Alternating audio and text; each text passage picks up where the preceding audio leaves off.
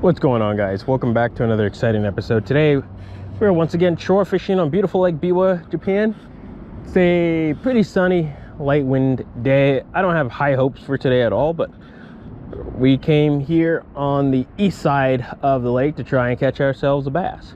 I'm going to start off with basically the lure that has been absolutely killing them for me, which is this bull flat 5/8. The other day was a super rainy day. Came out, caught two on the bull flat 5/8, and then I dumped one on the 5/8 too. So this bull flat on this lake has been just phenomenal, to say the least. So on a day like today where it is definitely not swim bait conditions, we're gonna try and see if I can get one on this bull flat. But I did bring like a Tiny Clash, Tyrant 8, stuff like that, just in case there's an opportunity to try and catch one on this swim bait. So let's get out and get after it, boys. So honestly, I came out yesterday and it was kind of windy. I went back to an area that, you know, I had some action, caught some fish in, just to see if I could get bit. I'll play some of that footage right now. It's a big snake. Big snake, big snake. Look at this guy. Crikey. Look at this guy. Whoa. You're right, mate. You're right. Wow, okay. Hey. Sick. Yo.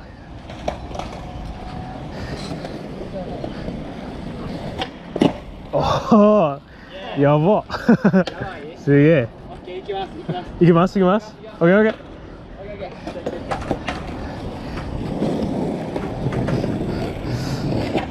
ああ、くそ。OK、ラスト。ラスト。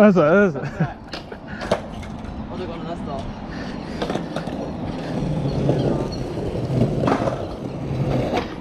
おお、マジ。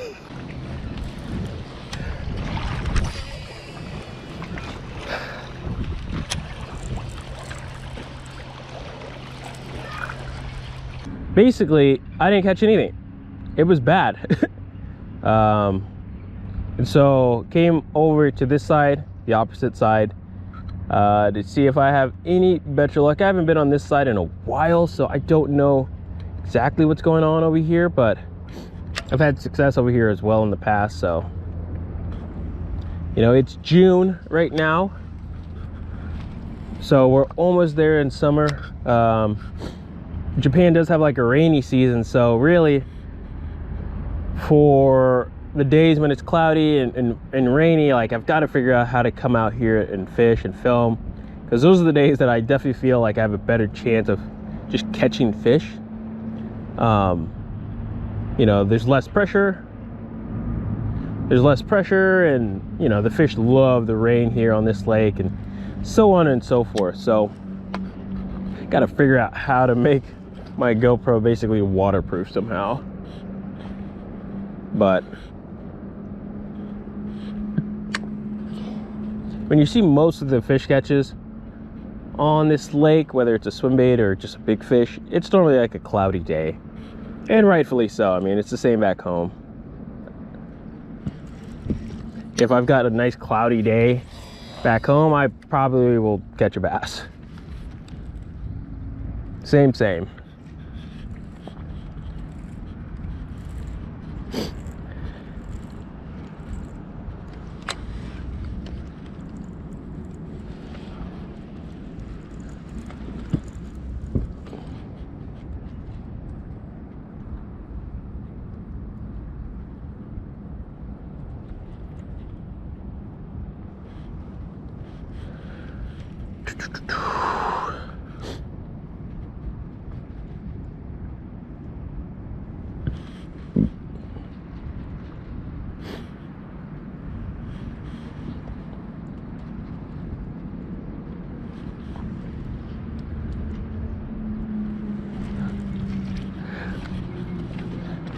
So far, I'd say my time here in Japan has been pretty phenomenal. I haven't officially moved here. I'm just here on a pretty long vacation for 3 months. and just to kind of get a feel of, you know, how do I feel about being in Japan for this amount of time. And to be honest with you, it's been really, really good, both mentally, physically, because I'm walking so much, and then obviously just learning the language, learning the culture, all these types of things.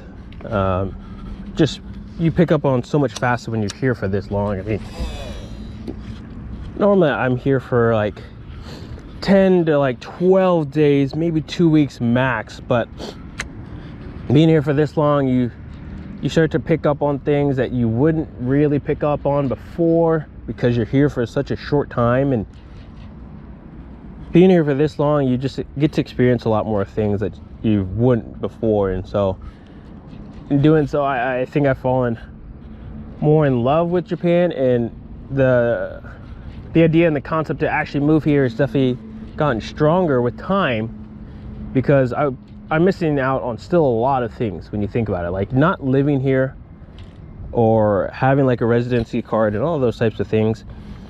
You just miss out on, you know, having your own car, or having a boat, or even trying to get a boating license, because you have to have a boating license in this country to even just rent a boat with a motor. So I as much as I would love to just rent out boats, and there's tons of rental boat places here on Biwa or some of the other lakes in the surrounding area, just can't do it because, well, don't have a boating license. You have to be a resident to get a boating license. So you miss out on so much. You know, I'm having so much fun and having a great time here without all those things. So I generally can't imagine what it would be like to have those things as well. So in order to have those experiences, you just have to move here. And I'm just trying to go through the idea and the process of, well, how do I move here, and what do I want to do, and how is the process going to be, like all these different things. So just have to figure it all out. And yeah, I'm here for 3 months. 3 months seems like a long time, but I guess, you know, when you're having fun, time flies, right? Like that's kind of like the deal. So I mean, it feels like I've been here for like 2 weeks, 3 weeks maybe, but it's closing in on like a month and a half now already. So kind of nutty.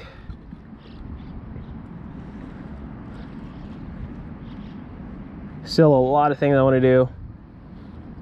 This weekend, actually, there's a big event that Hachi Takuma is putting on that I will be attending. I think it's a tournament of some sort. I still don't exactly know what all it is, but we're gonna go see what it is. If it's a tournament, it'll be my first ever Japanese tournament. I will probably lose because I don't know what I'm doing. But how hype would it be if I won, though, actually?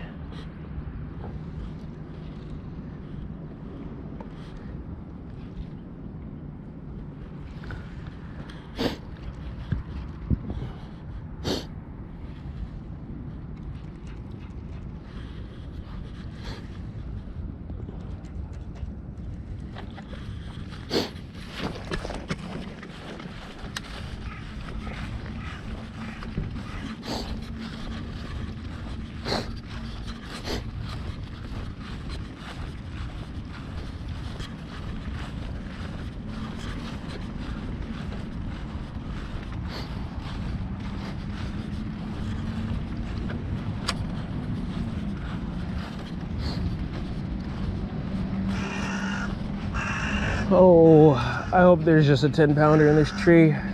It's the only shade over here besides that other tree up there.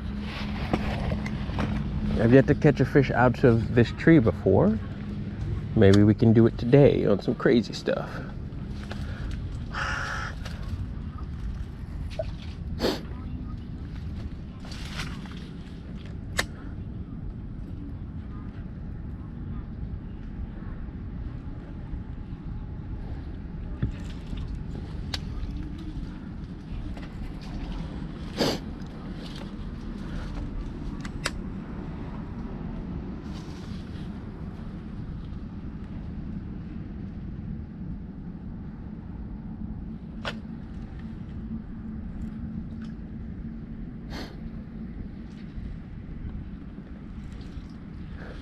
Why would a fish not be in here right now? Nice and cool.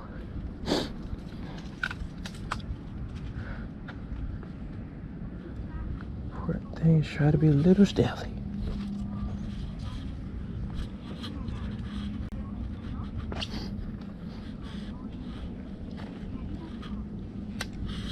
Try and not spook a bass.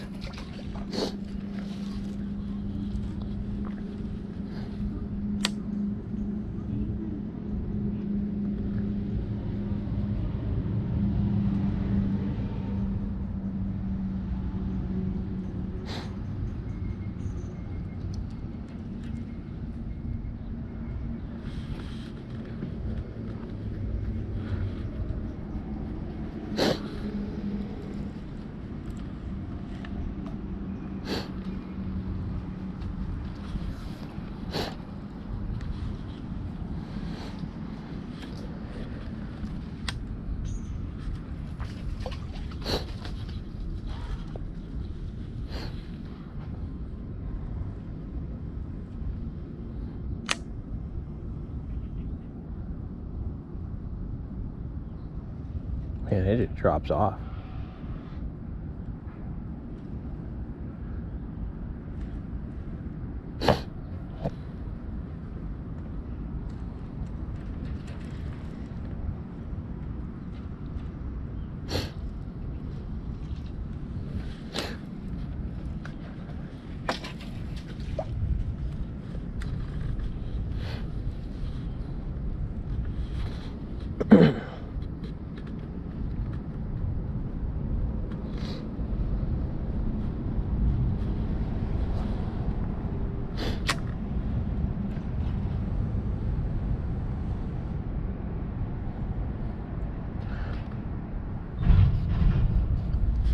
Come on, please just thump it.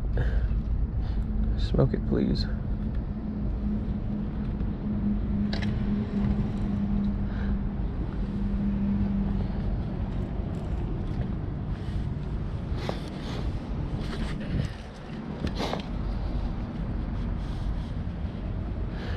Nobody home. What a shocker.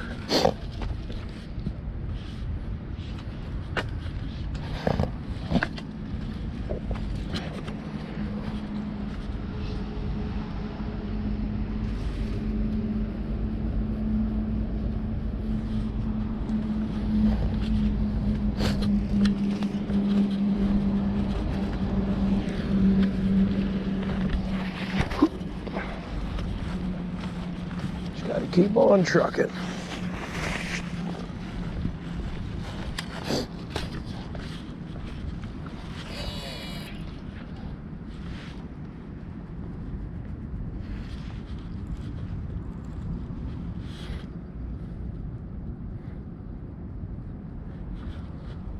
It is way too calm.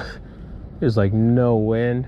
Just a little bit of clouds off in the distance, but man, definitely does not feel as fishy.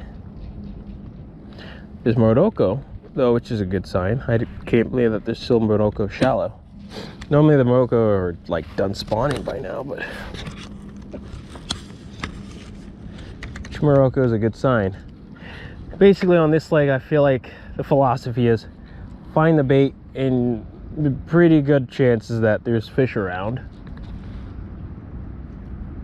Which sometimes back home it is not like that. There's times when I'll find a bunch of bluegill or shad or trout and there's just no fish around and it just makes no sense. But on this lake, a lot of the times when I do catch a fish, I notice that I see a lot of bait, whether it's Morocco or bluegill or something like that, and I can get those fish to commit. And some spots have bait on it more than others. So like this certain stretch has more Morocco or bait fish on it than some of the other stretches that I'll fish. And so I keep coming back to the spot because of the consistency of one, fish catches, and two, they're just being bait around. And so for a while I was kind of just a one-trick pony on this lake for shore fishing, where I could only catch fish from this one stretch that we're fishing today. And the other day when I made that video and I caught that battle shad fish and the bull flat fish, those were the very first fish I ever caught on the west side of the lake, which is that a bass? Oh my gosh, that's a bass. Oh my goodness. That is a bass. You guys probably can't see it, but there's literally a bass in this tree. How do I get to him without spooking him? I don't know if he's gonna eat my bull flat, but there's literally a bass shallow. Just as I was saying, see a bit of bait, find a freaking bass. It's a nice bass too. I'm gonna make a bad cast here, I feel like. Let's see what happens. That was not an amazing cast. Please just swim over and bite it real fast.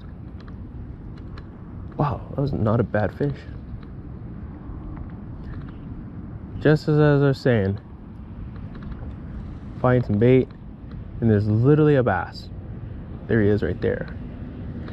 And who would have thought he didn't care for my lure? He's looking at it actually right now. Hold on. Hold on, boys. Nope, he's definitely not looking at it. He's swimming far, far away from it. What the heck? That is crazy. Okay. I'm trying to hit him because I think he wants it super shallow. Yeah, he definitely wants it shallow. Let's see. I'm either going to blunder this or make it a beautiful cast. I blundered it. Oh yeah. I blundered the crap out of that, dude. That did not go how I wanted it to go at all. Because this Morocco looks like on this tree.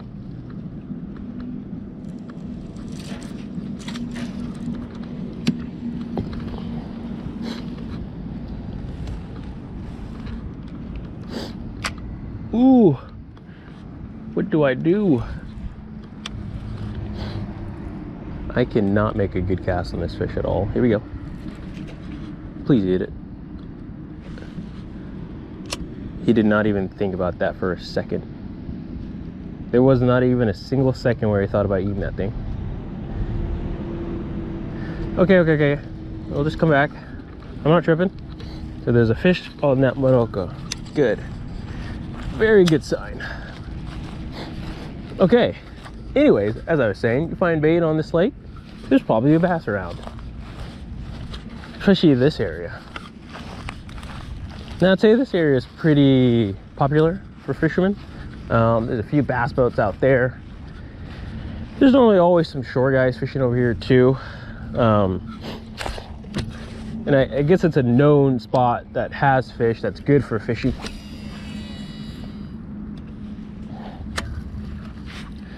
Just need to get one to bite. Man, that was not a terrible fish. Just gotta figure it out. I need a dice. I need a worm. Where's the G Crazy when you need it?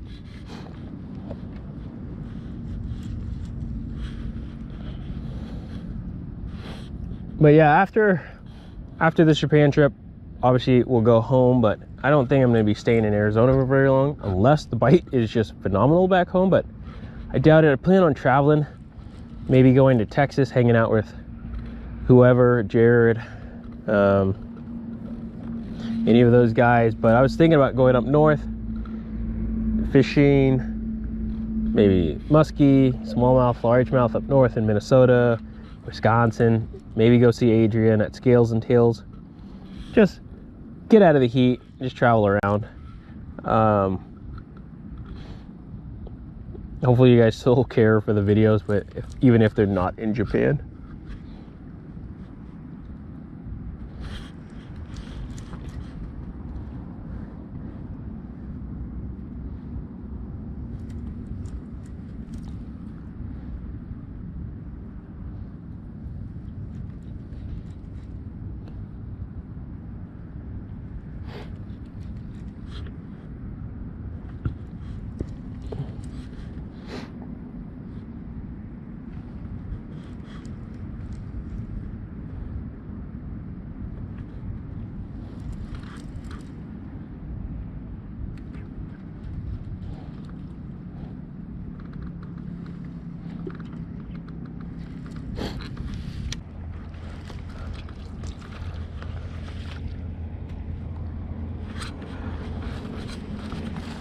You know, I think a big thing on this lake is that I see a lot of guys when they're shore fishing, they're making it as far out cast as they could possibly get it to. Like they're trying to reach that boat out there kind of on their cast. But so many of my fish, almost every single one of my fish has come very, very shallow. Now, obviously, those guys casting way out there, holy crap, look at all that Morocco right there.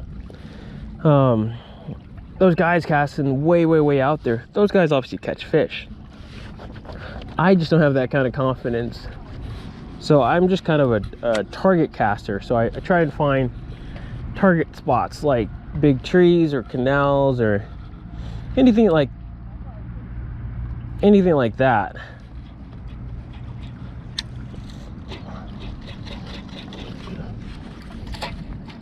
What the heck?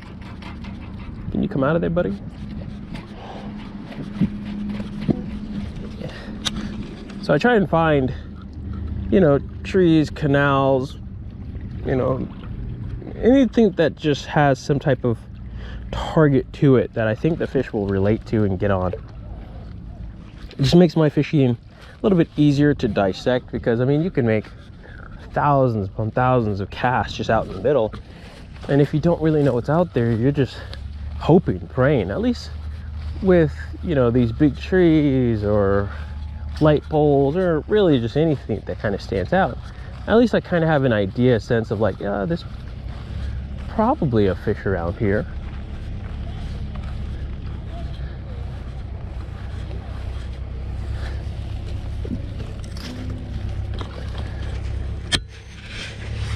But maybe one of these days I will just catch one just casting way out instead of flipping my shit into a tree like this. Just have so much more confidence, you know, flipping into a big overhanging tree. And I don't see a lot of guys doing exactly what I'm doing. And there was a bass right there, and I spooked it like an idiot. Gosh darn it. Oh, I'm an idiot. Should have just actually made a pitch in here beforehand. Well, you don't catch a bass, we know why. Oh, I can't believe I just did that. There's literally a bass right there. I spooked it like an idiot. So there's quite a bit of fish activity over here right now. There's a lot of bait I'm seeing, a lot of fish. I just saw a fish right there,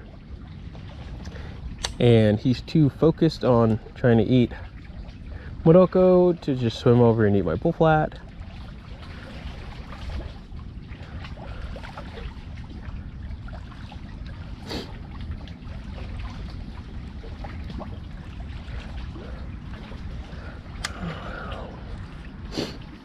Kind of already blew my cover here, didn't I? There's so much Morocco. You guys definitely can't see all the Morocco, but there's so much bait under this tree right now.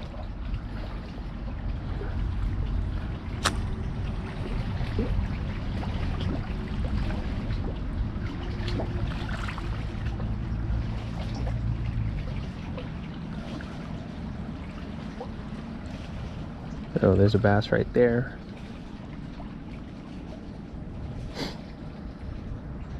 Man, there's bass around. Step one is find the bass.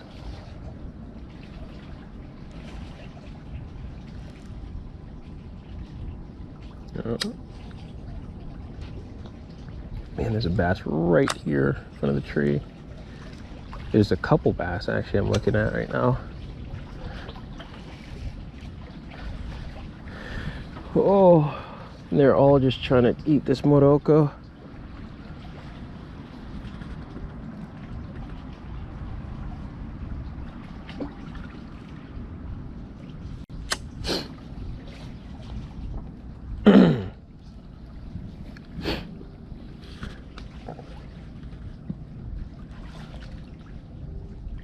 I've definitely found times when the fish will just get so keyed in on that microbait that it just becomes so hard to get them to eat anything else. It's definitely possible because I've caught Morocco fish on just flipping around a bull flat, but it could be timing, it could be a wide variety of different things. I did kind of spook them like an idiot when I first ran up here. I feel like with these fish, if you spook them, it's basically done. It's just too high of pressure.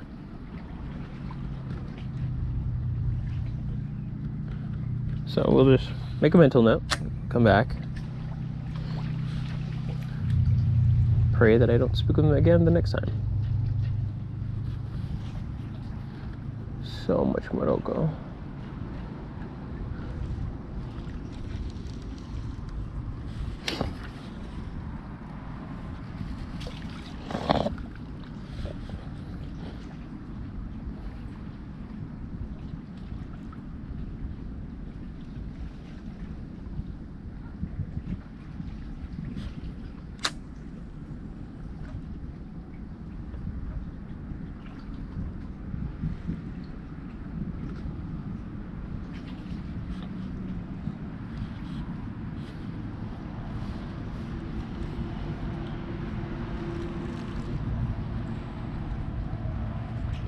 Okay.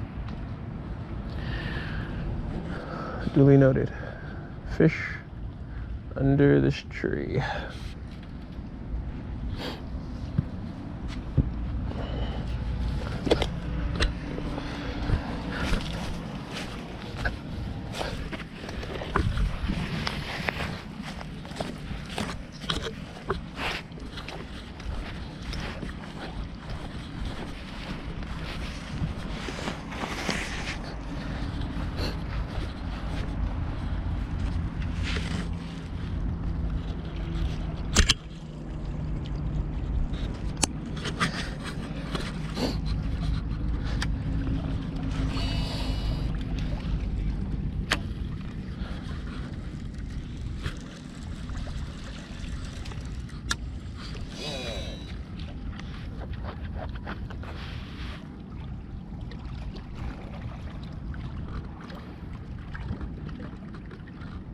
Yeah, so many of my fish have just come super shallow. So I kind of keep going with this route, and sure, I'm probably miss out on some bites every once in a while by not casting way out.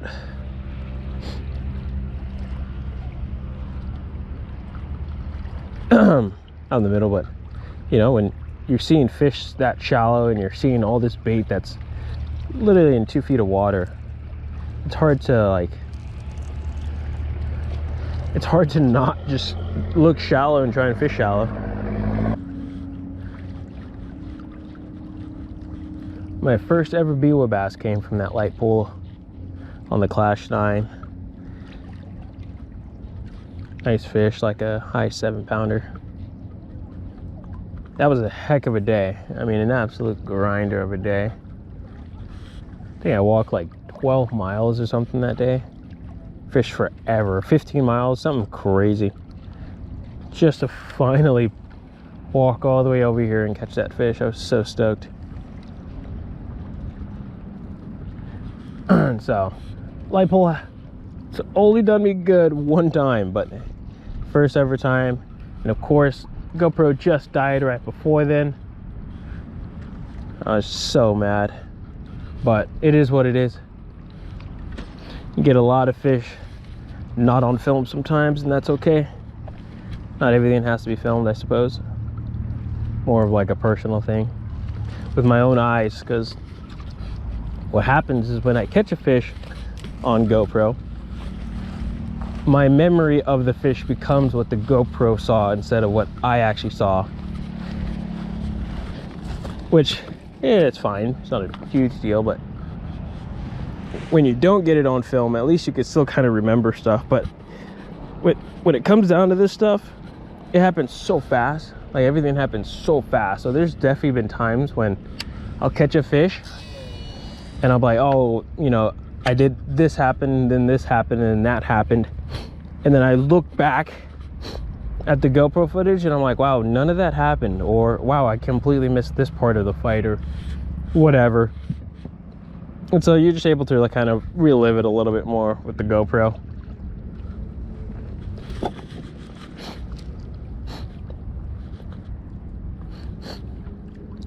I wouldn't say it trips me out that people don't film their stuff. Like, it's not that big of a deal. But filming, one, you get to relive the memory, and two, I do learn a lot from just filming, I'd say. Like, there's definitely times... Is that a bass? Did I just see a bass right there?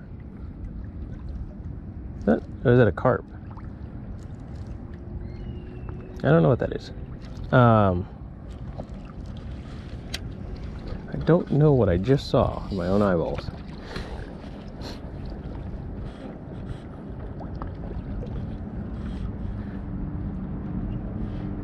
But yeah, I think there's so many guys out there that have some really cool things happen to them, and they just don't film it. And I'm like, dude, that's crazy. Like, sounds like you have like one of the coolest bites, or like you don't have to film it to post it, but just for, like, for your own sake of going back and reliving that excitement and stoke. Like, I'm always shocked,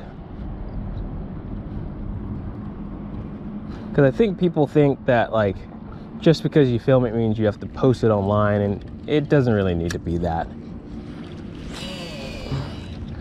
Obviously, what I do is, you know, I like sharing experiences and whatnot, but there's definitely plenty of fish catches that I've never posted and probably will never post because of certain reasons, whether I like the spot too much or so on and so forth.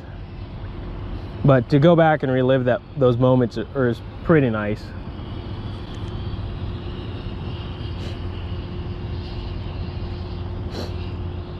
Man, I could have sworn that was a bass. I guess even if it was, it didn't want my lure.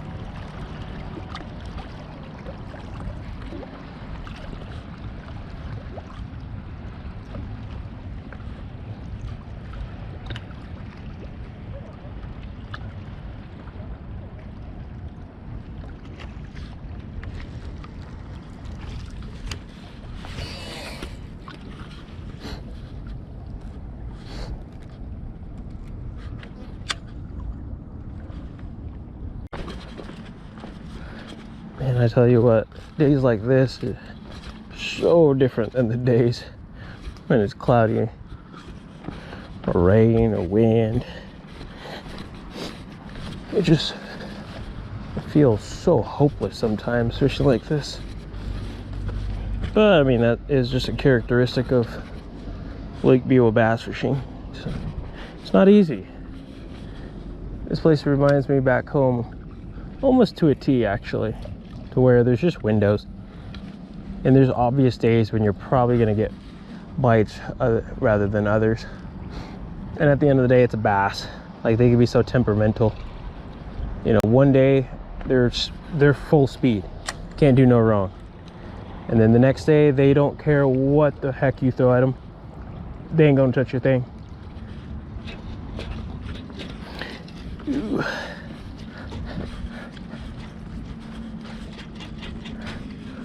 I felt that one wedge in the rock like an idiot.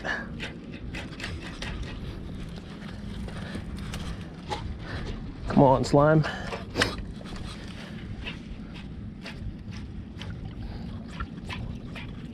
Thank you. Dump.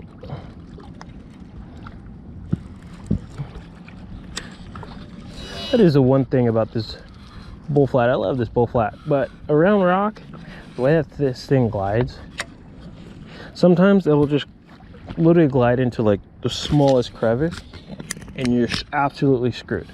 I mean, it looks super lifelike when it does that. It looks just like a bluegill trying to escape from a bass, but most of the time you're just literally wedged in a rock. So the bass is just nosing down on your lure and you can't even do nothing about it.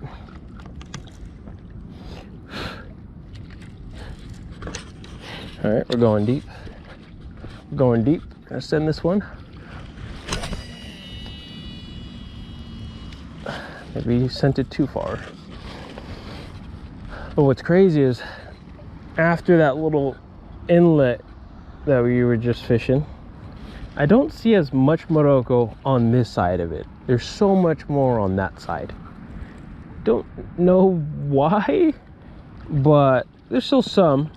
I can still see some, but there seems to always be more on that side. I don't know exactly why there's more on that side. Maybe because those things out there in the middle out there are kind of just like fish habitats. You're not allowed to fish them. And I guess they're there for Morocco and other bait fish to spawn and just chill under. So maybe that's why there's more on that side. That's the only thing I could think of.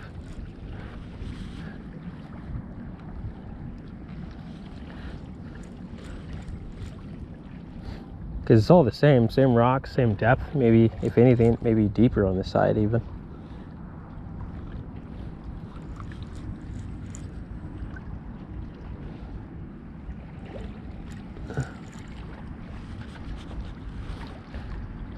Another thing with a lot of these guys that fish out here is they'll sit in one spot for quite a while, maybe an hour, hour and a half. And this is just typical fishing. There's tons of guys that will do this, but you know, my style is just cover as much water as you possibly can to find that one fish that's juiced. And sure, obviously sitting in one spot that you know filters fish in and out of, eventually one of those fish can bite. But my own style of fishing, I'd feel sick to my stomach if I just sat in this point for the next 2 hours making the same exact cast.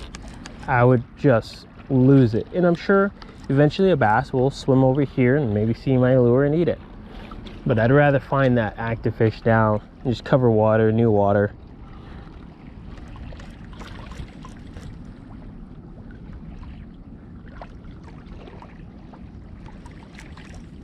It just sucks when a guy's sitting on like a spot that you want to fish and he's sitting there for like 3 hours. You're like, gosh darn it. Dude's sitting on a good money spot and he's there for 3 hours. But you kind of just work around that stuff. It happens a lot here. Today's a Friday, so there's not a whole lot of guys. Obviously compared to like a weekend, but since the weather's fairly nice, like you know, very light wind, sunny outside, and you're gonna always see more guys fishing.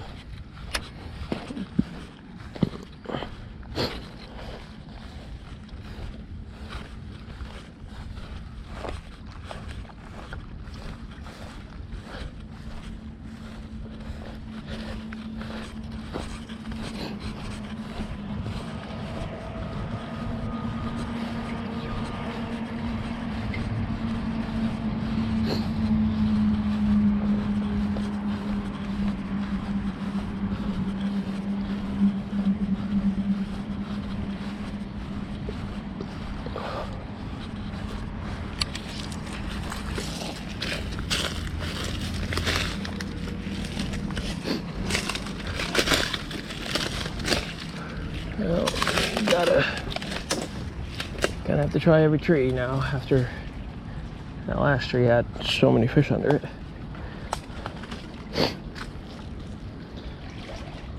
I don't know what the heck I'm gonna do if I get bit. I'm not prepared.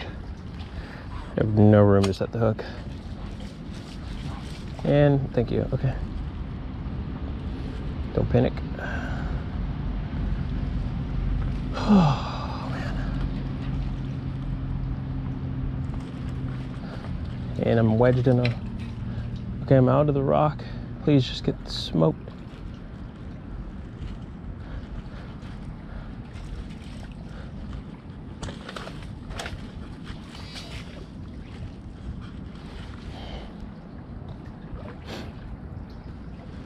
Most important thing, worry about getting bit first, then everything else will have to come second. How do you set the hook, how you land it?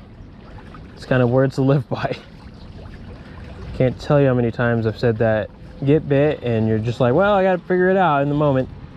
Sometimes the fishing instincts kick in, sometimes they don't, and you absolutely fail it. But number one most important thing in bass fishing is getting bit. And sometimes you got to risk it for the biscuit. Sometimes you got to cast in spots that nobody else is really casting in to get those bites, especially on high pressured bodies of water.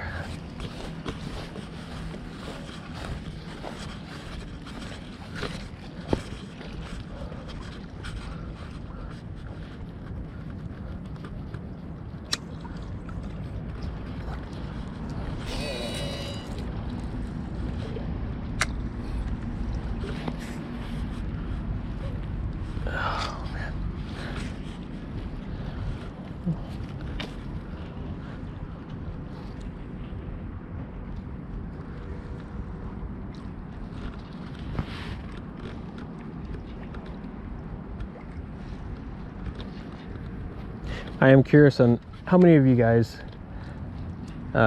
fish high pressured bodies of water, as in like it's a small lake or a relative small lake and there's a crap ton of guys fishing it.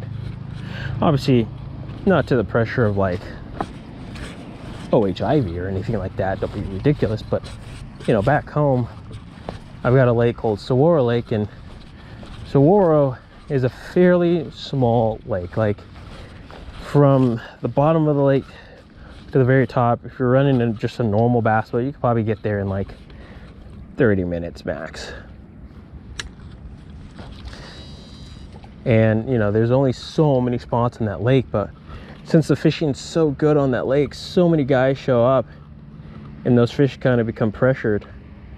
Sometimes it is just dumb. It's just, there could be, you know, 50 bass boats, 100 bass boats, and they still bite.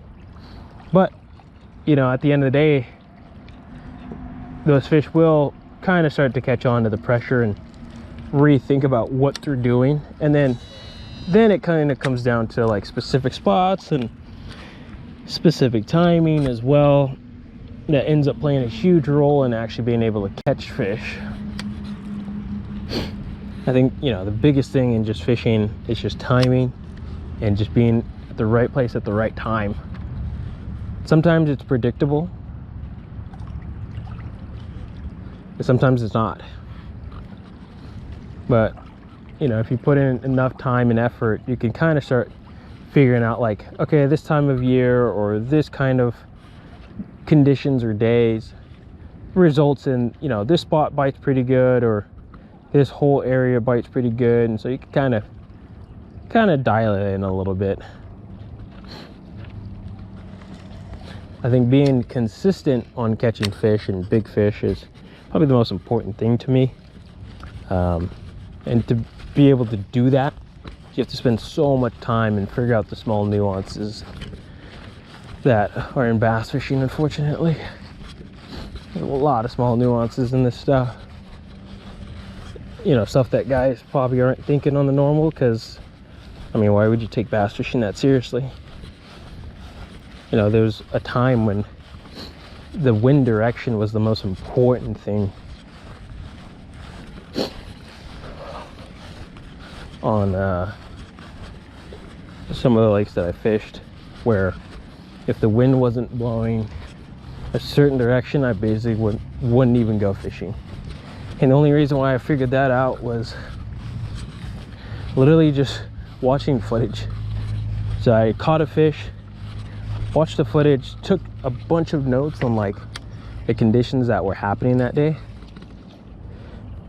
and then I wanted to repeat that same exact conditions. So then the next time I got bit in that same area, I looked at the conditions and I'm like, wow, it's the same exact conditions. Okay. So then after that, I was like, okay, let me look at the weather. Let me look at the wind direction. Okay, here comes a day. It kind of sets up the same as the other 2 days. Let me go run over there and try it. And I would go run over there and try it, and I'd catch a fish. And I'm like, wow. And then of course you have to experiment. So you'd go on other days when the wind's not going that same direction, or if it's, you know, cloudy or sunnier or whatever, and you wouldn't get bit. And so then just learning that was so big to being consistent on catching some pretty big fish on a particular season that I had. And so just small nuanced stuff like that, where I wouldn't say your average fisherman's really thinking that deeply about this stupid stuff. They're just going and having a good time bass fishing. But unfortunately, I take this stuff pretty seriously, and I really like catching big fish. And to do it at a consistent rate, you kind of have to give the fish some credit and actually try and think about this stuff, at least on my bodies of water, where, you know, high pressure or whatnot, and fish kills and just a whole bunch of different things happened to make those fish act that way. But it's very rewarding when it happens, of course. Like when you put in the time and the effort and you get rewarded, and it's just nice. So that's kind of my feelings on this lake, where it's like, I don't really fish with guides. I don't ask anybody for spots or anything. I just open up maps, satellite images, look around and just see like, okay, well, this area has some good looking trees, or it looks a little bit deeper. There's some sunken boats here. Let's go try and fish it. And there's definitely times when I'll roll up to a spot and I'm like, man, it looks good. It's just maybe the conditions are wrong. Maybe the wind's going the wrong direction, or it needs to be cloudier, or whatever it is. And I think there's spots like that around almost any lake. And obviously, like the guys that spend so much time fishing it, they'll know those stuff. The guy that just shows up, he'll probably never know the small intricacies that are on some bodies of water. But I think the grinding part of it all is very fun, very rewarding. So when I do catch a fish, it feels well earned. I'm not going around asking a bunch of Japanese people where I should be fishing, or hiring guides to go catch fish. Like, none of that really feels rewarding or satisfying. But when I come and shore fish and I put the pieces of the puzzle, and there's a bass right here, that's a nigoi. I'm an idiot. I hope it eats it. Did it eat it? Oh, it's looking at it. It's looking at it, boys. I spooked it. Anyways, yeah, just that rewarding aspect, man. It's such a good feeling when it all comes together. Man, there's actually a lot more Morocco down here. Honestly, I might try something soon. I think I want to try at least one time, and that's fish for the nigoi. The nigoi, there's like those barbell looking fish, and they eat Morocco. They're kind of carnivores, but I think they also just eat other stuff, but they will eat the small Morocco. So I was thinking about picking up like a small BFS setup or whatever and fishing for them, because they pull, like they are mean fish. Like they pull so hard. So looks kind of fun.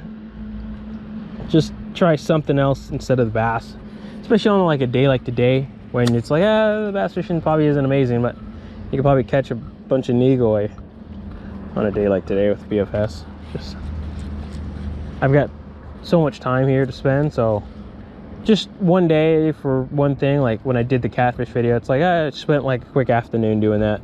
It was fun. Kind of wanted to do it. Please tell me that's a 10-pounder just swimming off with my bait. It's not. It is not. Yeah, because I think there's a bunch of species here in Japan that I really want to fish for. Whether it's big brown trout or ito, in Hokkaido. There's some good smallmouth fishing here. It's kind of a secretive thing though. I don't know if I can even film it. And then obviously the saltwater stuff, more sea bass fishing stuff would be cool, or akame, GTs in Okinawa. Like, there's a lot of really cool things that you could do here in this country that, again, I kind of have to live here just to have the time to do all those things and set it up.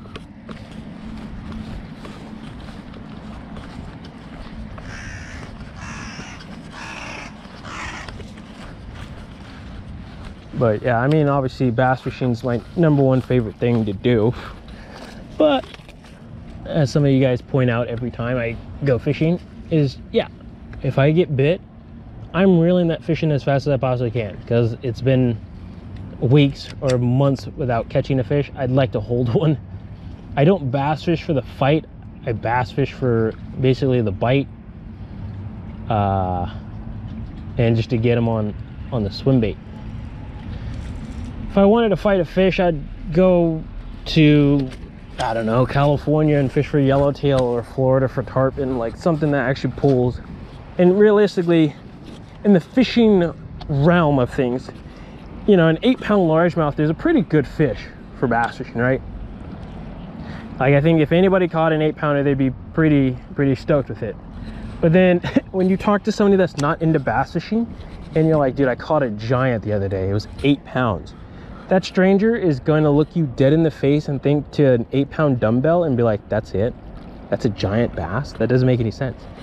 Because, you know, if you're not catching 200 or 300 pound tuna, or if you're not chasing sharks or Goliath groupers, people don't really understand like what big really is. At least to a completely random stranger. Catching an 8-pound bass or catching a Goliath grouper that weighs 2 times somebody's weight, like, obviously one's more impressive than the other. But 8-pound largemouth, I mean, obviously on the right gear, on like a light spinning rod, yeah, that thing is probably going to kick your ass. But to throw the lures that I'm throwing, you kind of have to have actual rods and reels. Like, I have to fish 16 to 20 pounds for some of the stuff that I fish just because of the lure I'm casting, or really sometimes where I'm fishing. I get a lot of comments that are kind of outside of the swim bait realm, or maybe even just like the bass fishing realm, where they're like, wow, you just fought that fish in 10 seconds. It's not real fishing. It's like, yo, you know, you're from the outside. You have no idea how hard it was just for me to catch this one stupid fish. And I don't do this to fight the fish, because I don't want to, 1, lose the fish, or 2, if I'm fishing around some cables or some docks or something, you think I want to lose my fish and my lure just because I let it fight and run and literally dig me into a cable? That doesn't make any sense. So obviously, you know, there's no change in those people's minds. The people that know, but the people that don't know, they'll always leave the funniest comments.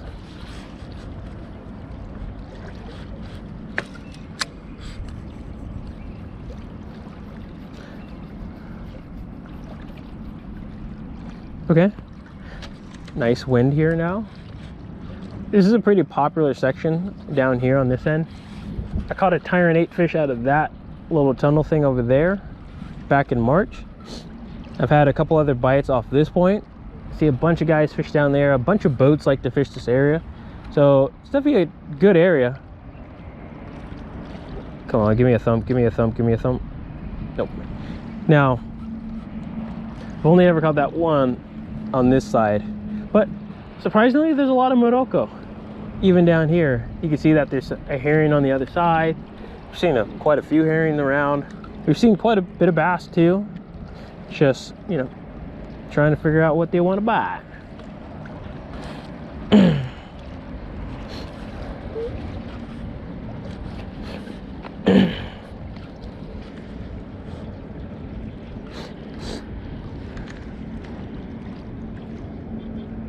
Now this is the part of bass fishing that gets me excited. It's just figuring them out. Found the fish, found the bait. Now we just got to do the rest of the part and getting them to bite a lure.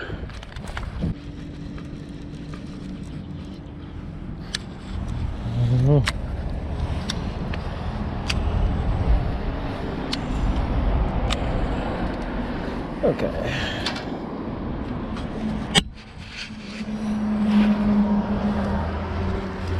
Lure change. I'm gonna try the old Tyrant. Hang it. Water's a bit cleaner than I thought, so maybe they want something a little more natural. If they don't bite that, then we're gonna have to just bust out the spear gun.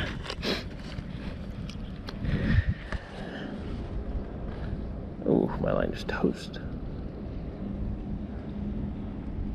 Wow, that line is toast. Oh, maybe good thing I didn't get bit.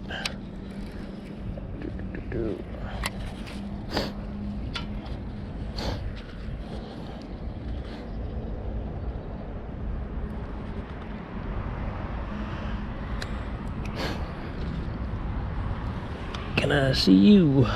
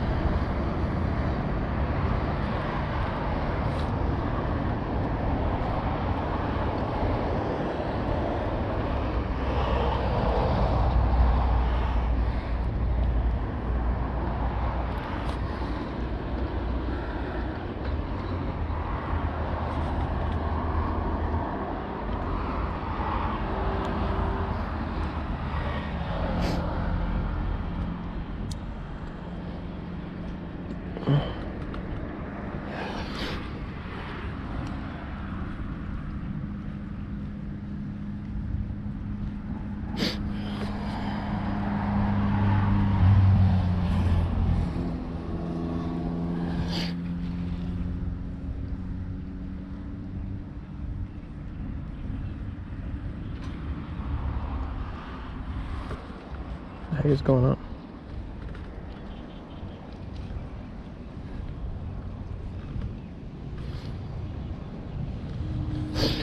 Alright.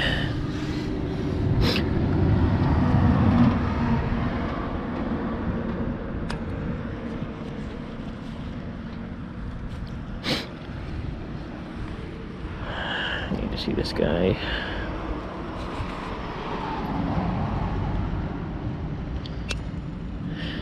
Okay, put that over here so we can dry out.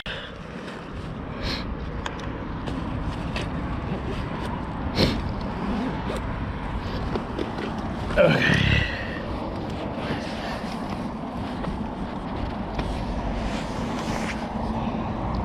Back to it, son.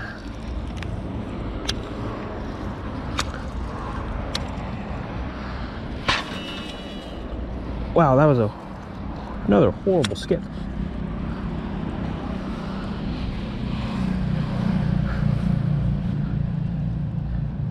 Come on, smoke it.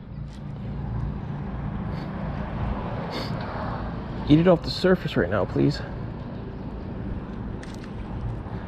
No? You're telling me there's not a bass in there? On a sunny day like today? Alright, boys, we gotta run for it.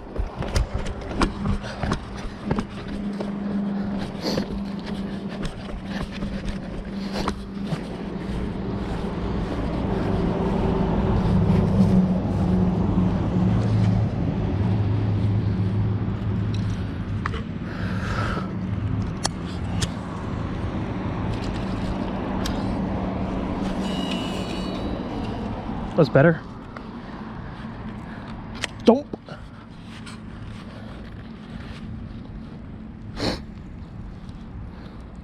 Come on, smoke it, please. Just want to feel it go thump.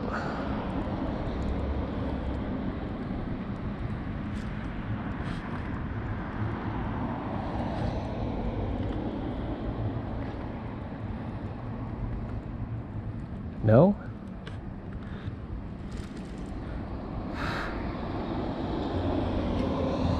Right below the surface.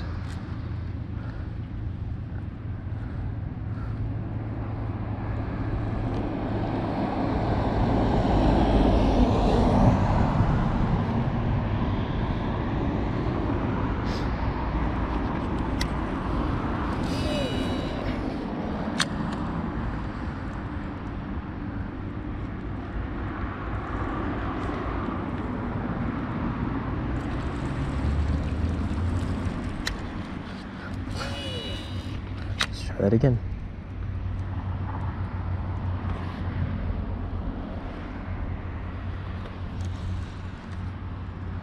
Come on.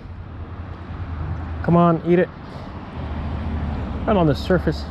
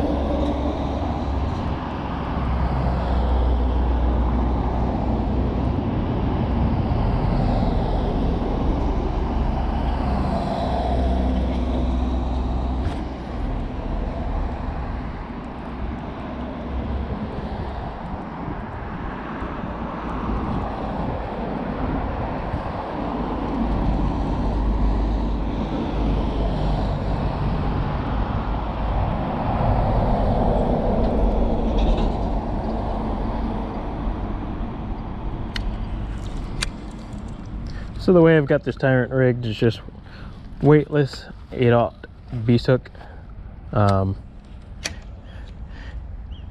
no bubble. There's a bug on my neck. Weightless beast hook 8/0, one that fits it. The reason why I go with this weightless is just because I don't really want to fish it on the bottom. I kind of want to just keep it in the middle of the water column.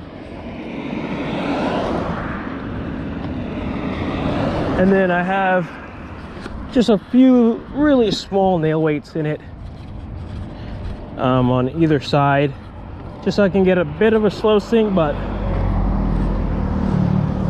if I just keep it a nice slow medium retrieve, slow to medium retrieve, stays right in the middle of the water column, maybe like a foot or two below the surface.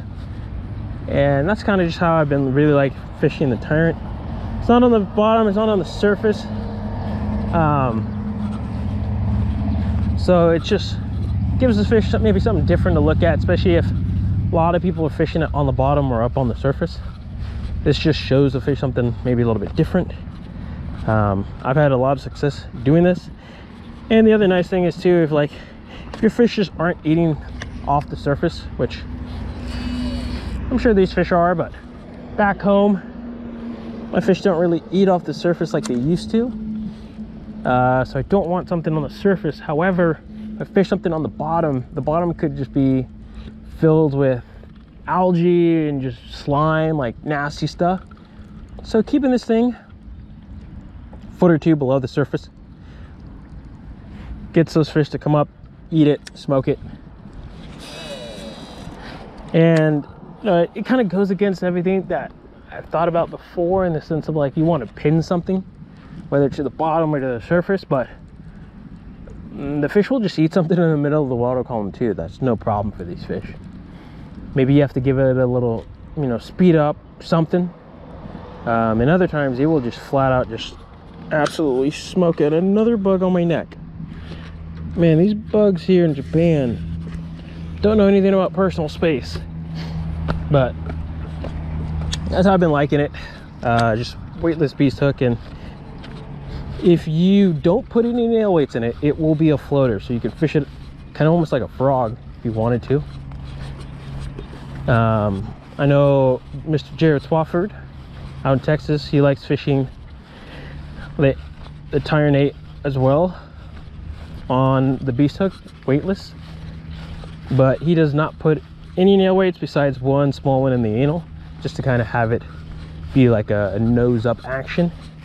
Other than that, he mostly wants it to be a floater up on the surface, which is nice because it's completely weedless, so you can fish it around grass or fish it on some gnarly docks or cables or anything like that, and you just will not hang up the bait.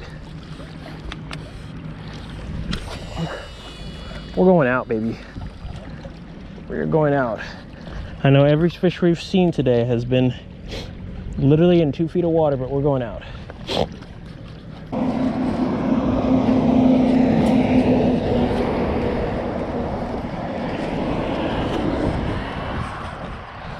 All right, let's go.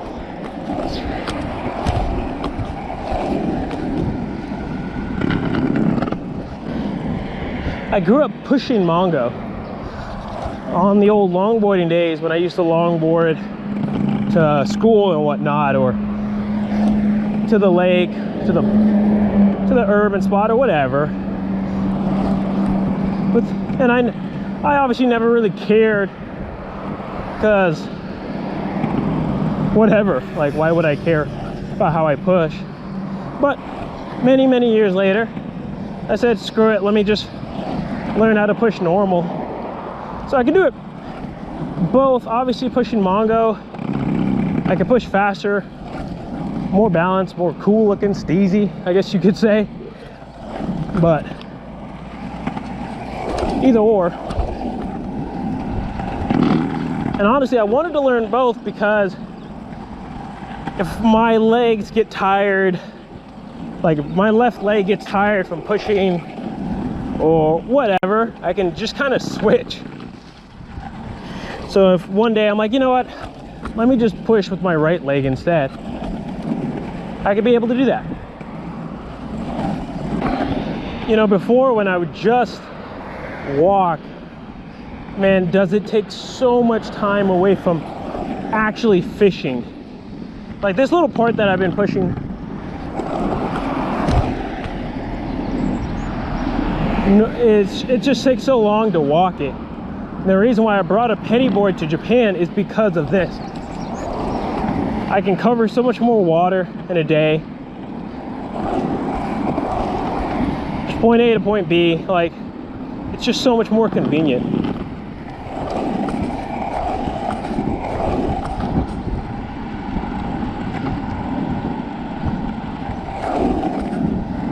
And then obviously I can get on a bus, I can get on a train, no problem.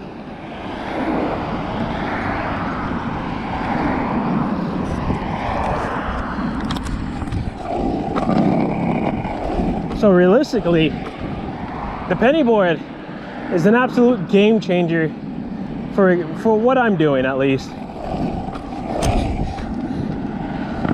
I mean, yeah, I could just get a bike, but the thing with the bike is can't really take it on a bus. I guess if it collapses, you can take it on a train, but I've only ever seen that maybe one time. So for the most part, you can bike to the train station, but wherever you're going, you don't have that bike anymore. So you're forced to walk, which, you know, walking's fine. I used to walk all the time.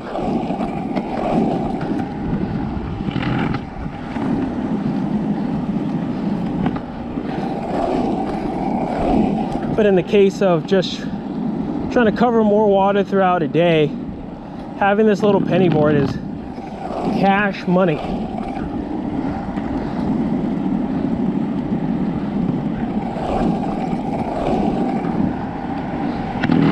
Now, full disclaimer, apparently, technically, what I am doing is illegal in this country. Apparently, it is a law that you cannot ride a skateboard, cruiser board, or whatever, basically anywhere. Now, this is referred to as a gray zone. You'll hear that a lot here in Japan when it refers to certain things that are kind of weird, where it's kind of accepted, but it's kind of not at the same time. So, but by law, apparently what I'm doing is illegal, which is kind of nuts. So apparently if a cop drives by, he can technically give me a ticket and maybe I go to jail. So,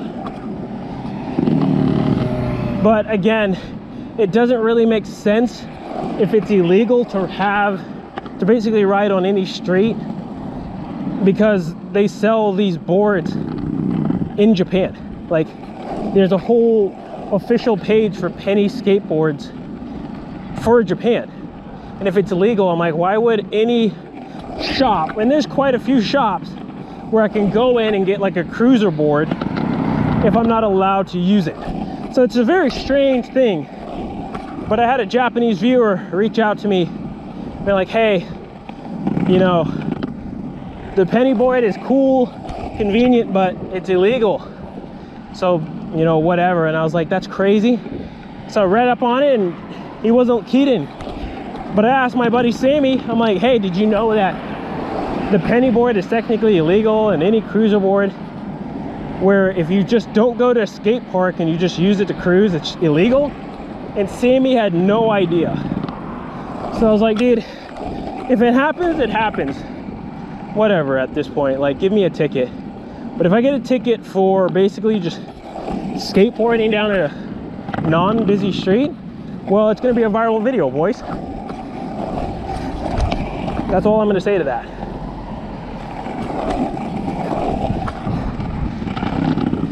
So gray zone or whatever, but end of the day, this thing is too convenient to not use to get from point A to point B.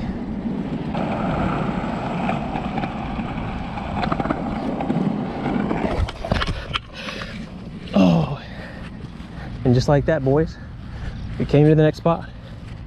Now walking, honestly, I don't know how long that would have taken me. Maybe 30 minutes, 40 minutes to walk that. But by board, I don't know how long that just took, maybe 10 minutes or so. But the difference is wild, it's unbelievable. So having this little thing carrying around, no problem, it's a game changer. I can cover so much water in a day, spend more time fishing instead of just walking. Because I feel like before I was spending more time walking than I was actually fishing, and that's not very productive, and you don't want that. So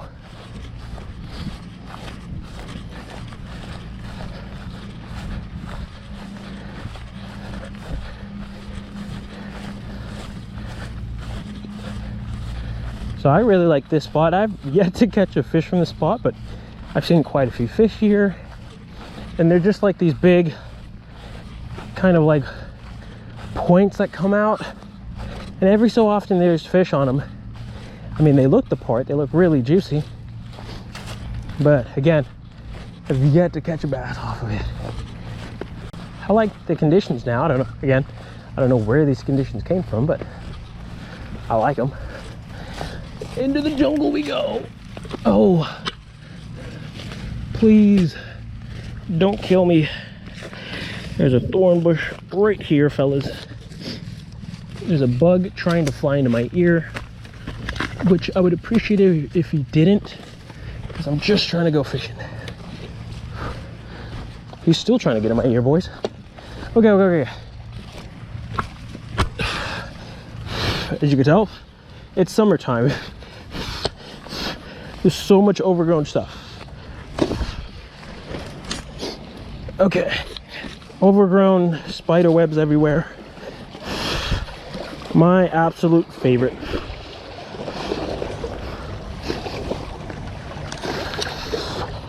These little bugs are absolutely devils, man. They try and fly in your eyes. They fly in my ears to lay eggs. It's just gnarly, man. They're a massive pain in the ass. I'm just trying to focus on catching a bass. Here we go, Skip.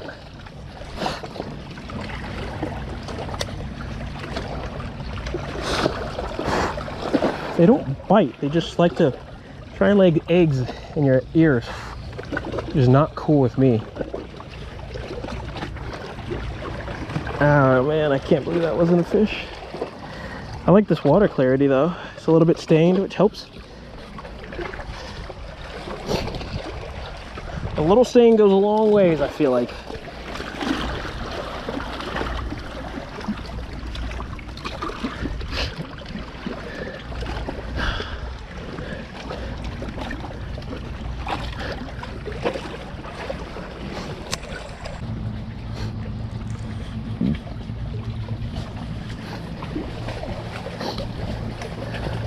Oh.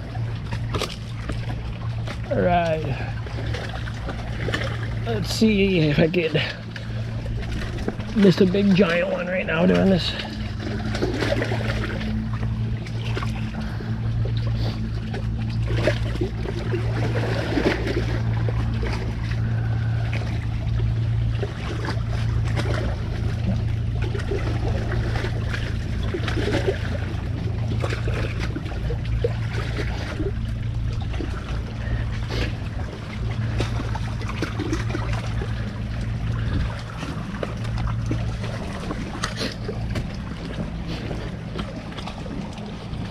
All right,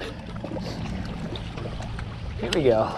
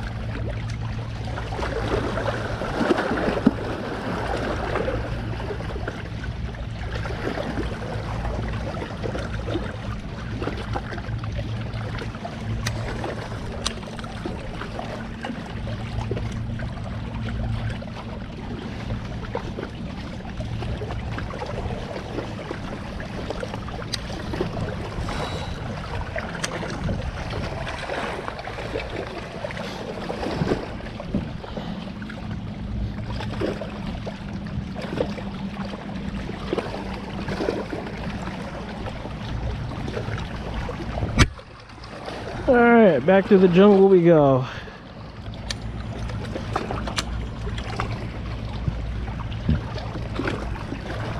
I like this water clarity though.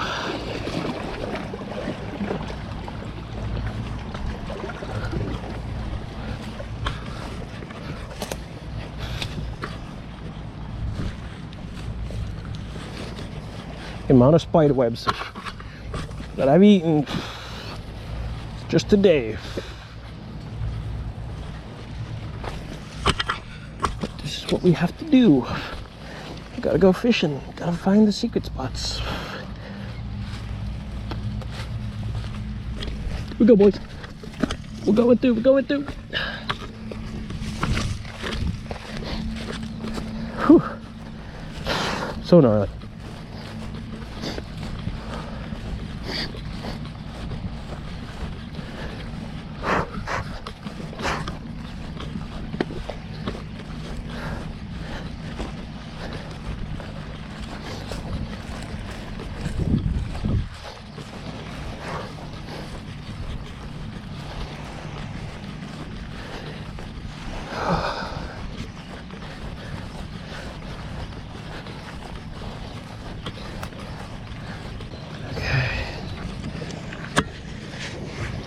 My legs are all ripped up now.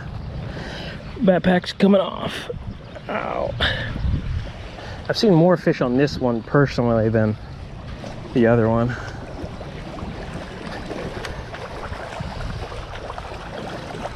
But I guess it doesn't matter if I never catch a bass here. I like this wind. This cloud coverage is nice.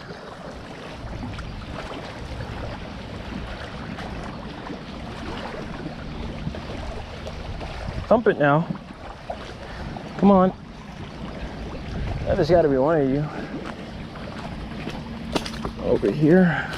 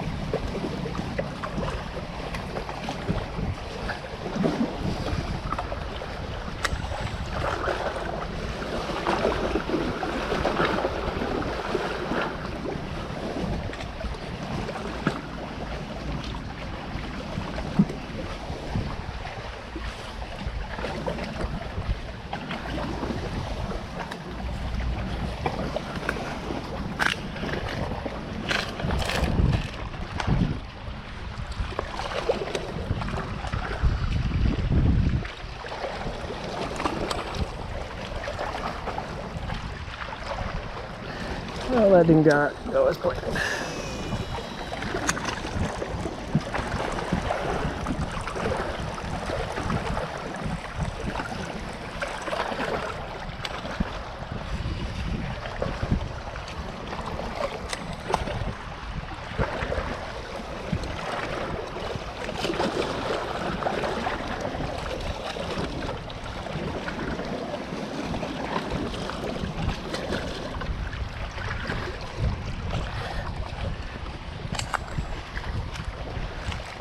I mean, it feels fishy.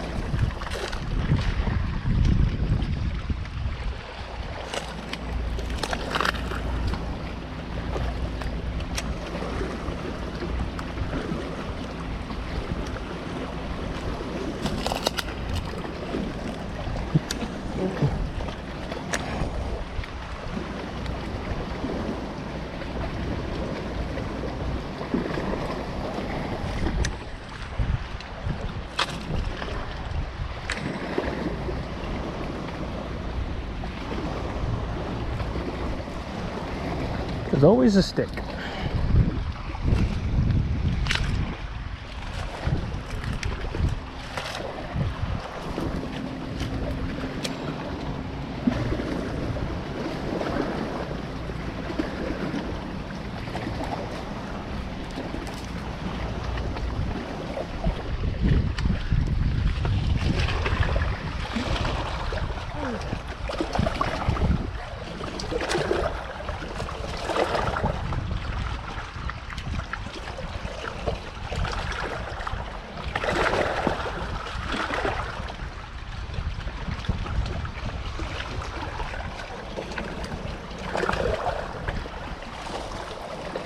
Damn, that's crazy.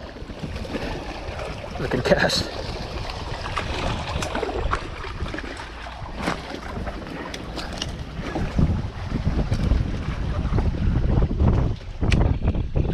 There's always a stick that's trying to screw me.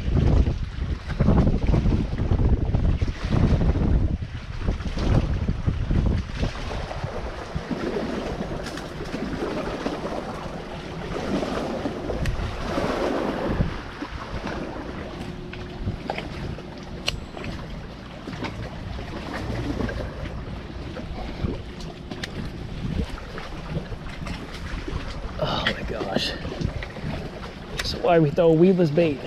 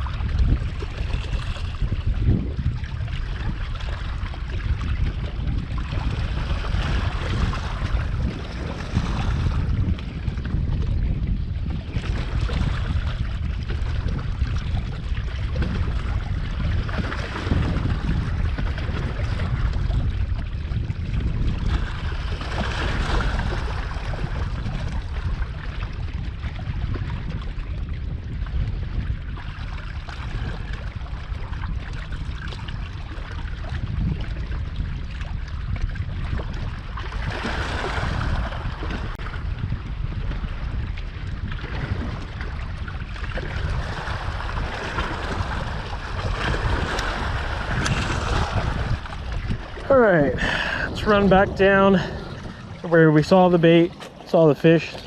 Try throwing either this Tyrant 8 or maybe rip around in a tiny clash. See if they want something more reactive. It's either they want something more reactive like a crankbait, something that kind of just burns by the face, or they want something more natural, maybe slow down like the Tyrant. One or two things. So I gotta think about my approach. Just remember where we saw some of those fish. Maybe we get lucky.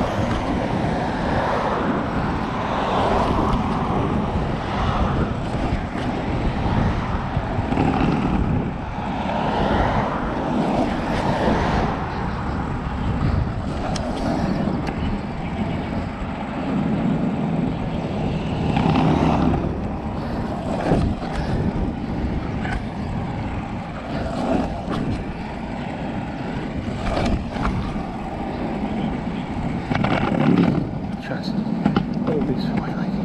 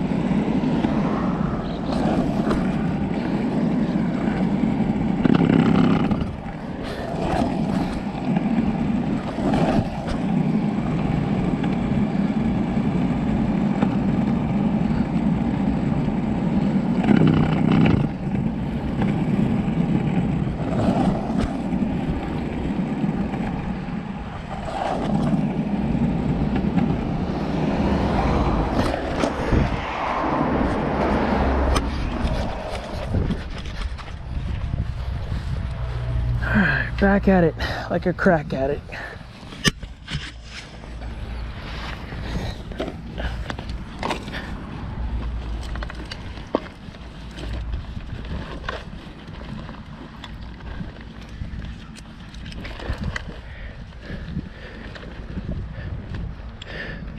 What's nice about this backpack is that stupid thing clips onto the bottom of it.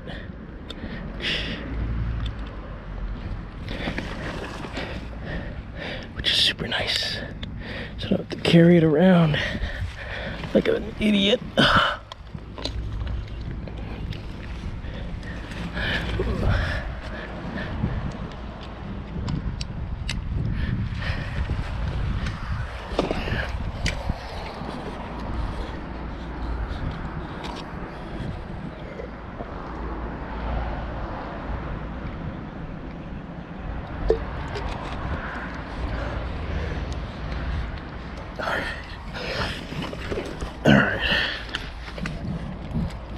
Seeing a lot of fish over here. We're gonna try and catch one. Can't be that hard.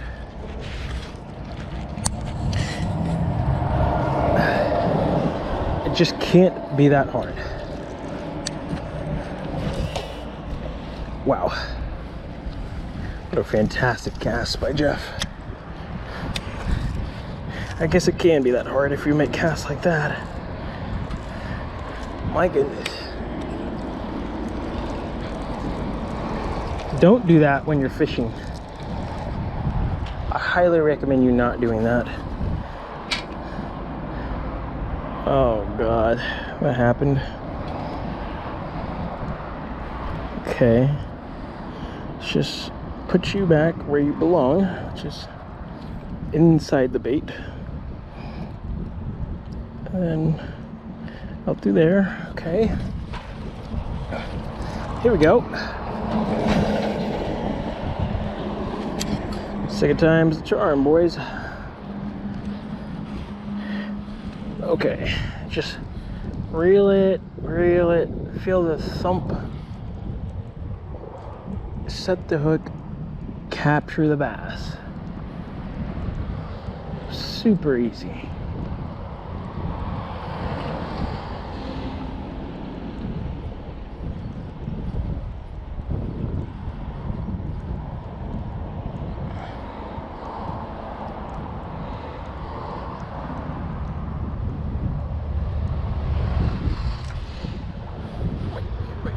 Doing. I'm going to assume that I lost some nail weights in that cast. No, I didn't? Really? Okay. I would have thought I did.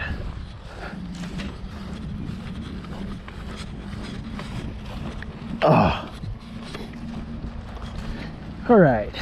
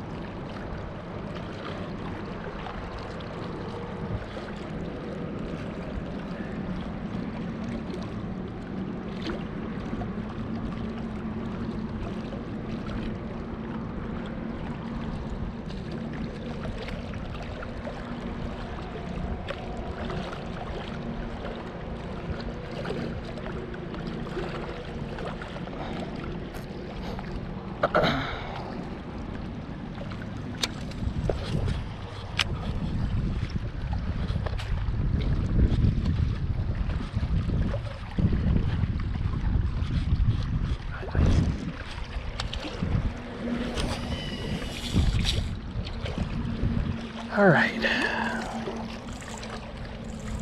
Sent that one a little too hard.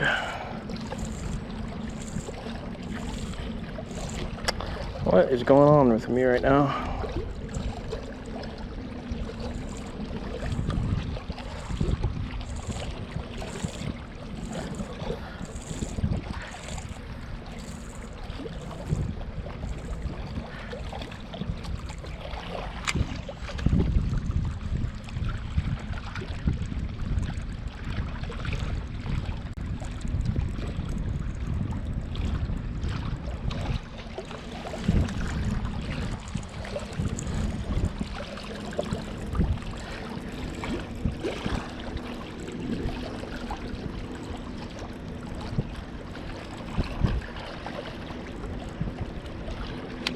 Try that again, boys.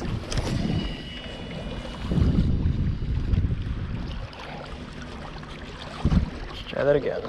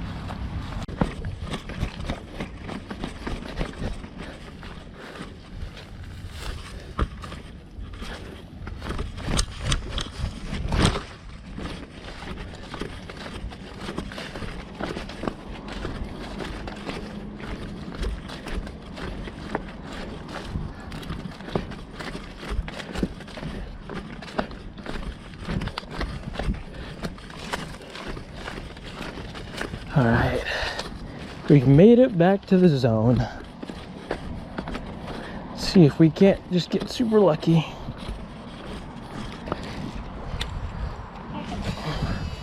Catch a teener right now. Just a little teener bass.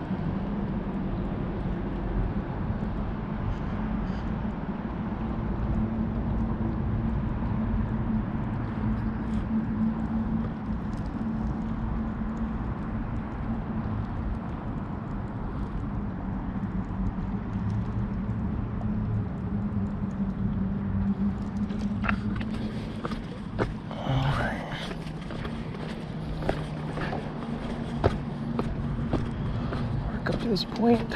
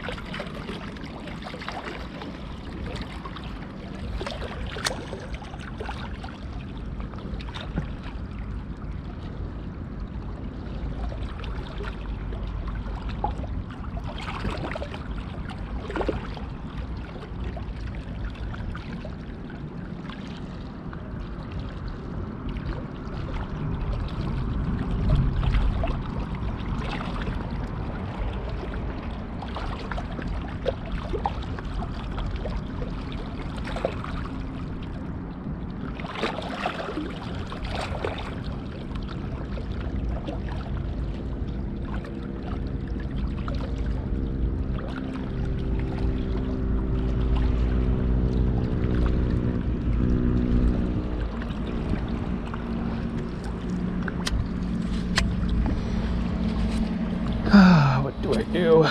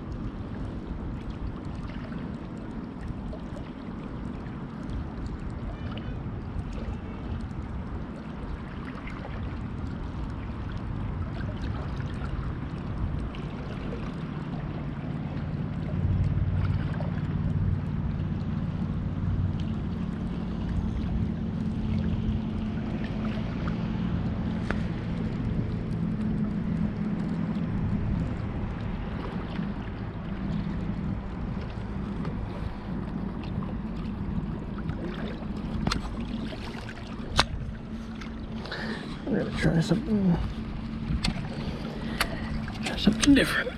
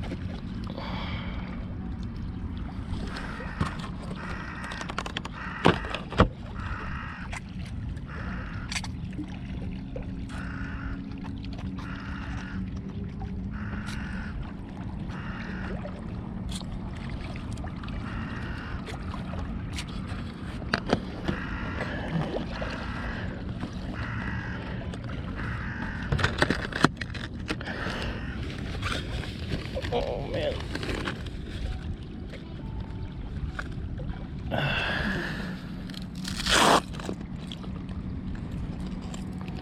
The DRT Tiny Clash.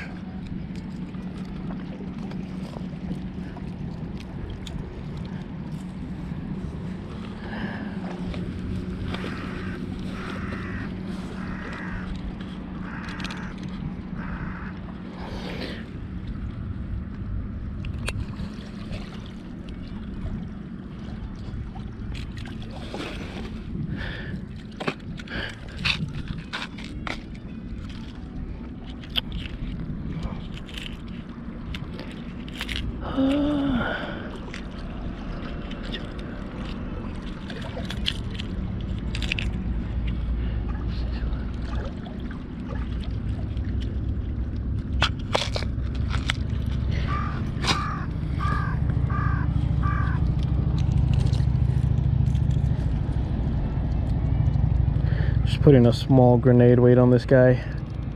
1.2 gram grenade weight. Just so I can make sure I'm ticking bottom. And then it doesn't float up too fast.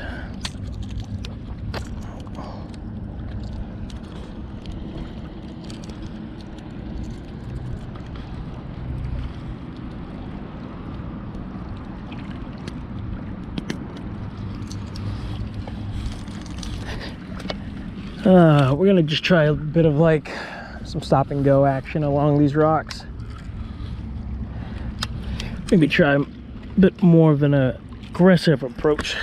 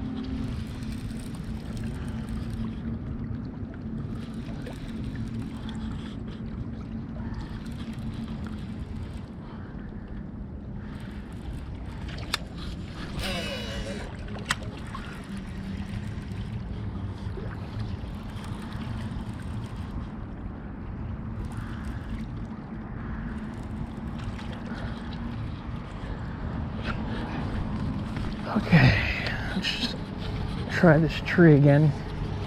Maybe not spook the fish that are in here.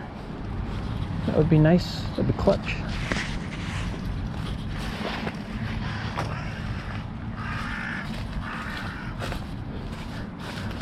Maybe I should go back to the bull flat, but it's already too late.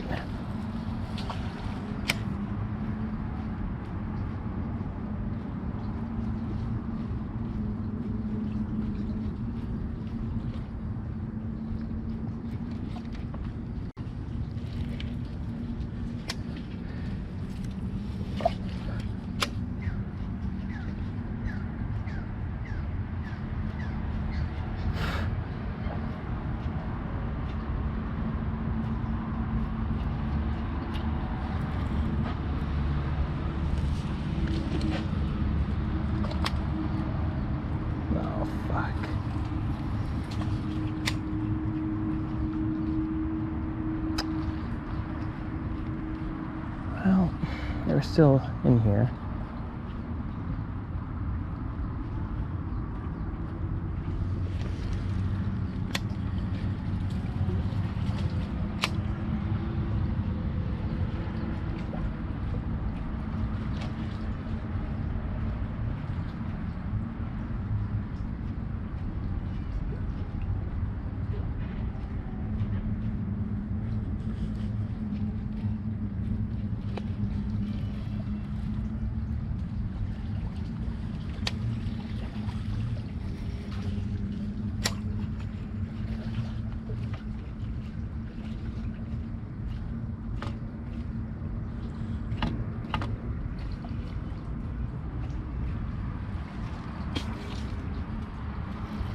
Maybe a little dirtier water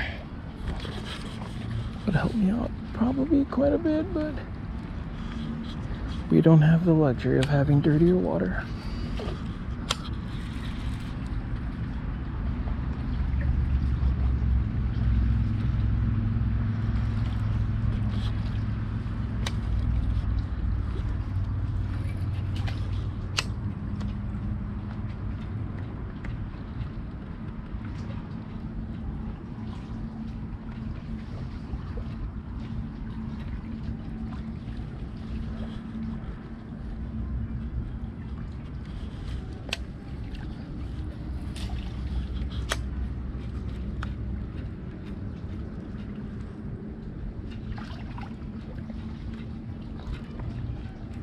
Man, there's so many bass over here, but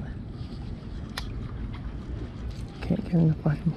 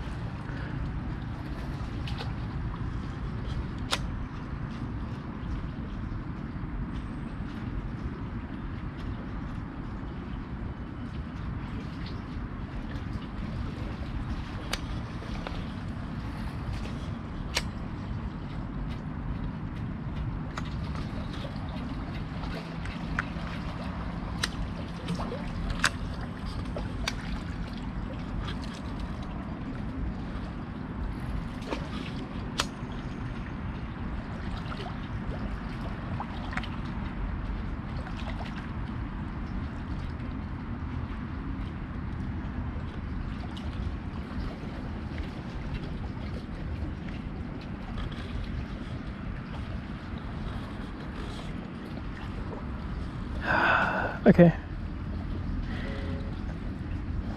Water's a bit too clean, I feel like. Wish it was a little more stained, but that's fine.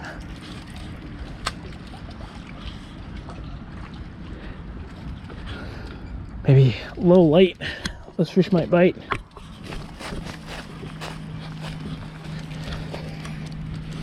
First thing in the morning or right in the evening.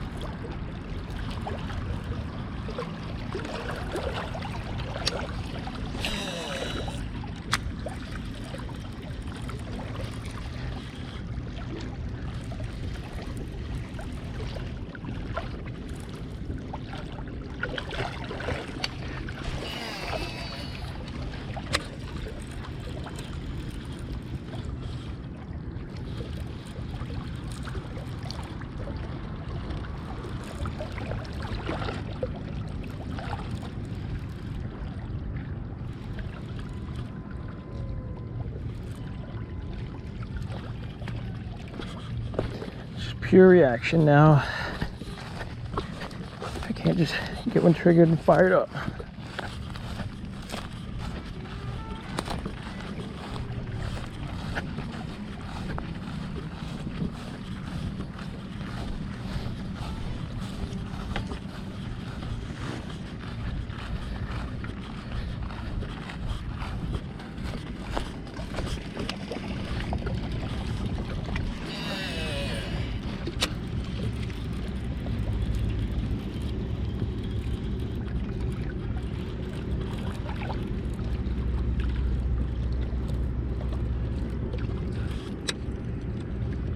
Water kind of gets a little bit of a stain over here, which is nice.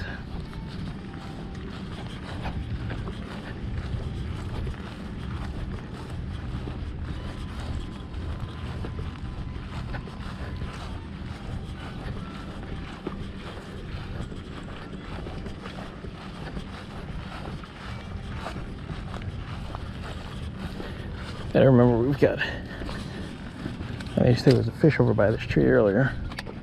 Who knows if he's still there or not, but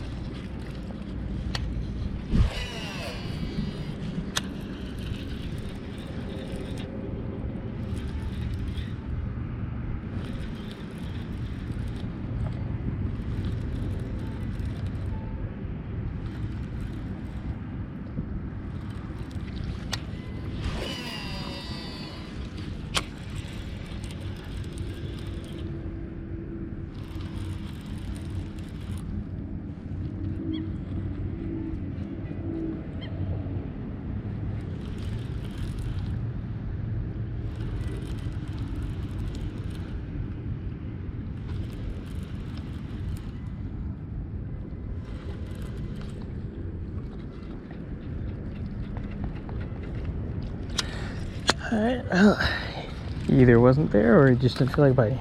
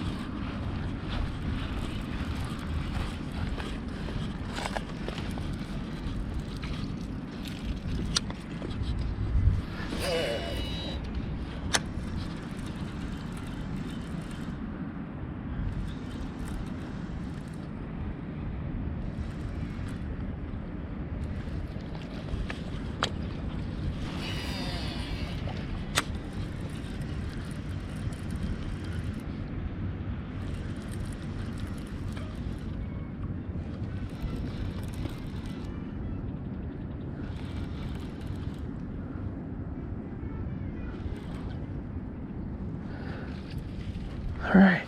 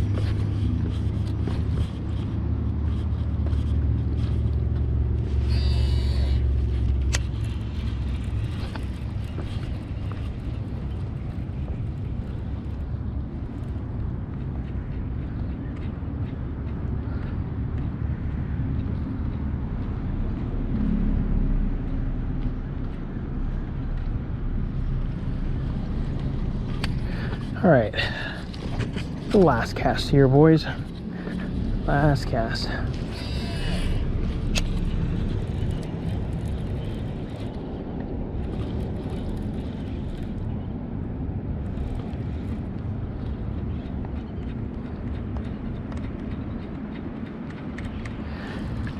All right.